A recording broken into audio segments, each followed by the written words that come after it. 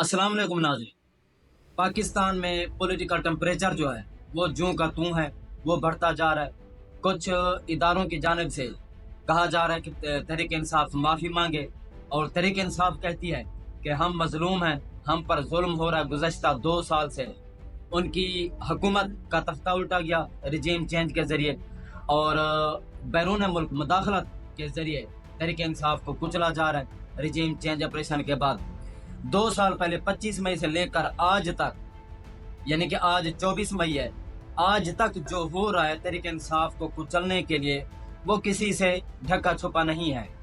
तहरीक इंसाफ जो है अपनी कहानी बताती है, स्टोरी बताती है, जो कि अवाम को भी पता है, और अवाम का एक बहुत बड़ा जो हिस्सा है वो तहरीक इंसाफ के साथ खड़ा हो गया है। उसकी भी एक वजह है, तहरीक इंसाफ ने जो नैरेटिव बिल्डअप किया है उसको अवाम ने पिक किया है।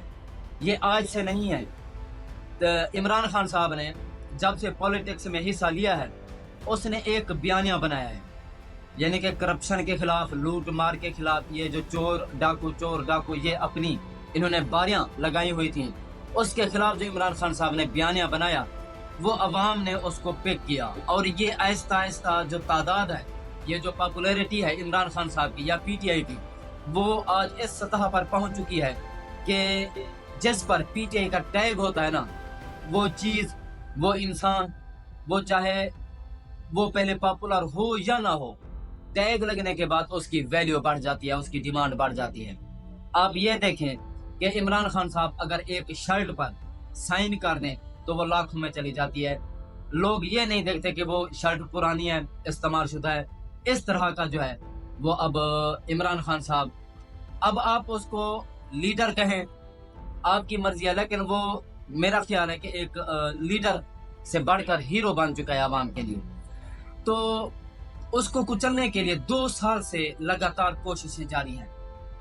तहरीक इंसाफ के लीडरशिप को तोड़ दिया गया, किंग पार्टीज बनाएगी कि तहरीक इंसाफ पार्टी को तितर बितर कर दिया जाए, उसको तोड़ दिया जाए, जैसे एमक्यूएम के साथ हुआ था। उसके दफातर गिरा दिए गए। लेकिन जिन्होंने माफी मांग ली तो उनको समझा जाता है कि ये कौमी धारे में आ चुके हैं। जिन्होंने माफी नहीं मांगी तो फिर उनको जो है उनके दफातर तोड़ दिए गए, उन पर मुकदमा। और जिस तरह अल्ताफ हुसैन साहब आउट ऑफ कंट्री बैठे हुए हैं, तो उनके साथ भी इसी तरह का हुआ। अब तहरीक इंसाफ से कहा जा रहा है कि वो माफी मांगे। अब माफी मांगने का क्यों कहा जा रहा है? वो इसलिए कि अगर तहरीक इंसाफ माफी मांग लेती है तो अवाम अब ये समझेगी कि जिस अवाम ने तहरीक इंसाफ के साथ या इमरान खान साहब के साथ खड़े होकर डंडे खाए, उन पर नाजायज मुकदमात बनाए, और कुछ कारकुन जो है शहीद भी हुए, तो वो समझेंगे कि उनकी कुर्बानियों पर जो है पानी फेर दिया गया है। तहरीक इंसाफ ऐसा करना नहीं चाहती, और वो जो एक्सक्यूजेस बताते हैं वो तकरीबन हमें लगता है कि जेन्युइन है। एक तो उनके खिलाफ जुल्म हुआ है, वो बाहर नहीं निकल सकते, वो अपनी पॉलिटिकल जो एक्टिविटीज हैं इलेक्शन से पहले आप देख लें नहीं कर सके। वर्कर कन्वेंशन, उनको जल्द से जुलूस, रैलियां, और उनको जो है इलेक्शन कमीशन ऑफिस में, आरओ ऑफिस में उनको डॉक्यूमेंट्स भी जमा नहीं कराने दिए गए। इस तरह की जो है ना एक्टिविटीज हुई हैं। उनके घरों पर छापे, बिना किसी अरेस्ट वारंट के, बिना किसी नोटिस के उनके घर में दाखिल होते रहे, आज तक हो रहे हैं। चादर और चार दीवारी के तकद्दुस की पामालियां। यकीन करें 60 से 70 साल से प्लस की जो खवातीन हैं कैंसर सर्वाइवर, वो अभी तक जेलों में हैं। डॉक्टर यास्मीन राशिद साहिबा की जो तबीयत जो है वो अब बिगड़ चुकी है, वो हॉस्पिटल में एडमिट हैं, दाखिल हैं। अल्लाह पाक उनको शिफा।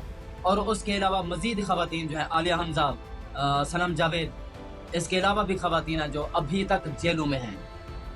अब वो जो तहरीक इंसाफ के साथ खड़े हैं, जेलों में मार खा रहे हैं, उनके खिलाफ तशद्दुद हो रहा है, इतने उनको हब्स बेजा में रखा जा रहा है, 10x10 के डेथ सेल्स कमरों में बंद हैं। तो वो तो नहीं चाहेंगे कि तहरीक इंसाफ उनकी कुर्बानियों पर कंप्रोमाइज करे।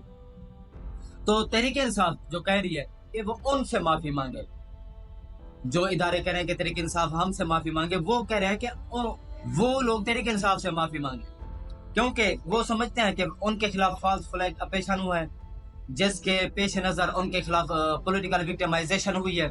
उनके लोगों को जेलों में डाला गया, टॉर्चर किया गया। जिन्होंने प्रेस कॉन्फ्रेंसेस की हैं وہ چھوٹ گئے, وہ ان پر کسی قسم کی کوئی غداری کے مقدمات یا انتشار پسندی, دہشت گردی کے مقدمات سارے ان کو کلیئر کر دیا گیا. جنہوں نے پریس کانفرنس نہیں کی وہ ابھی تک بھی جیلوں میں ہیں. عمران خان صاحب کے خلاف کیا ہو رہا ہے؟ پولیٹیکل وکٹمائزیشن ہو رہی ہے. کل حکومتی جو وکیل تھے جن کو کروڑوں روپے دے کر ان کو لانچ کیا گیا, انگیج کیا گیا, وہ خود کہہ رہے تھے کہ تحریک انصاف کے خلاف یعنی عمران خان صاحب کے خلاف جو ٹرائل ہوئے وہ فیئر نہیں ہوئے, یعنی کہ صاف اور شفاف نہیں ہوئے. تو اس کا مطلب یہ ہے کہ وہ 8-9 مہینے سے جیل میں ہیں. تو اس کا مطالبہ کون کرے گا؟ ایک بے گناہ شخص کو, چاہے عمران خان ہو یا اس کا کوئی پارٹی ورکر ہو یا کارکن ہو, جو غیر آئینی, غیر قانونی اور بے گناہ جیل میں قید ہے, وہ سزا بھگت رہے ہیں. تو ان کے وقت کا جو ان پر ظلم ہو رہا ہے, ان کے وقت کے ضیاع کا, ان کی پریشانیوں کا مداوع کون کرے گا؟ جو اس میں ملوث ہے, کوئی اس پر انویسٹیگیشن نہیں ہوئی, کوئی جوڈیشل انکوائری نہیں ہوئی, کوئی CCTV فوٹیج سامنے نہیں آئی, وہی آئی ہیں بس آگ جل رہی ہے. لیکن جو اس میں ملوث تھے کردار, ٹرکوں میں بھر بھر کر جو ہے نا لوگ لائے گئے, وہ ویڈیوز بھی موجود ہیں, ان پر کارروائی کیوں نہیں ہوئی؟ تو اس بحاؤ پر کہتی ہے تحریک انصاف کہ ان سے معافی مانگی جائے. لوگوں کی املاک کا نقصان پہنچایا, لوگوں کے گھر گھس کر آپ جہیز اٹھا کر لے گئے لوگوں کی بیٹیوں کے. تو اس پر تحریک انصاف سمجھتی ہے کہ ان سے معافی مانگی جائے, اور عمران خان صاحب بڑے دل والے ہیں, وہ ان کو معاف کر دیں گے. لیکن جو ظلم اور بربریت کارکنان کے خلاف ہوئی ہے, ان کو قانون کے کٹہرے میں ضرور لایا جائے گا. تحریک انصاف کا جو اسلام آباد میں ایک مرکزی دفتر تھا, اس کو گرایا گیا, اور اس پر جو ہے نا ایک بہانہ بنایا گیا کہ وہ انلیگل طور پر جو ہے نا اس کو نوٹسز جاری کیے گئے. نوٹسز اس کو جاری کیا گیا جو اس کا سابقہ مالک تھا اس پراپرٹی کا. جس زمین پر وہ دفتر قائم ہے وہ تو بیچ دی گئی تحریک انصاف کو, تو اس کے مالک جو پہلے تھے 1 سال پہلے یا 8-9 ماہ پہلے, اس کو جو ہے نا نوٹسز بھیجے گئے. پھر جب اس کا جواب نہیں آیا تو تحریک انصاف کے دفتر کا کچھ حصہ منہدم کر دیا گیا, اور وہاں موجود تمام پودے, پلانٹس جو ہیں وہ اجاڑ کر رکھ دے گیا, ان کو لتاڑ کے رکھ دے گیا ایکسیویٹر کی مدد سے. تو وہ ایریا منہدم کیا گیا جہاں واش رومز موجود تھے. تو اس پر مختلف قسم کے جو پولیٹیشنز ہیں یا صحافیاں اپنے اپنے تجزیے بھی کر رہے ہیں, جوابات بھی دے رہے ہیں. شوکت بزرا صاحب نے کہا کہ یہ تو صرف عمارت تھی, وہ تو ملک توڑنے کا تجربہ رکھتے ہیں. تو اس قسم کے جو ہے نا ہمیں لگتا ہے کہ یہ چیزیں بند ہونی چاہیے. اس سے ملک اور قوم کا اور ہمارے اداروں کا جو ہے وہ امیج خراب ہو رہا ہے. اور اس پر بیرسٹر گوہر صاحب کا موقف ہے, وہ میں تھوڑا آپ کو پڑھ کر سنا دیتا ہوں. انہوں نے کہا ہے کہ یہ بلڈنگ نہیں, PTI کا نظریہ ختم کرنا چاہتے ہیں. پارلیمان کے بعد سب سے زیادہ حرمت مرکزی سیاسی دفتر کو حاصل ہے. موجودہ حکومت نے ہمارے پارٹی کے مرکزی دفتر کو کی حرمت کو بھی پامال کر دیا. PTI کے پاس متبادل آپشن موجود ہیں اور ہم اسی جگہ پر ہی میٹنگ کریں گے. پارٹی سیکریٹریٹ کی عمارت بہت زمانوں سے یہاں موجود ہے, کوئی غیر قانونی تعمیرات نہیں. میڈیا سے گفتگو کرتے ہوئے رہنما PTI کا کہنا تھا کہ CDA اہلکاروں نے پوچھا کہ آپ کے پاس کوئی نوٹس ہے.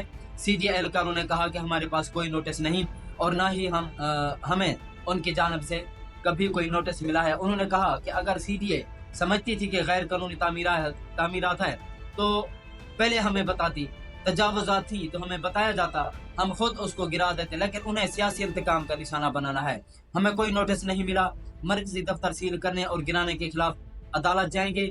اسی مرکزی دفتر کی گری ہوئی دیوار کے ساتھ میٹنگ ہوگی. یہ ہمیں اشتیاق دلانا چاہتے ہیں, لیکن ہم پرامن رہیں گے. یہ پہلی مرتبہ نہیں ہے کہ رات کے اندھیرے میں ایسے حملے کیے جا رہے ہیں.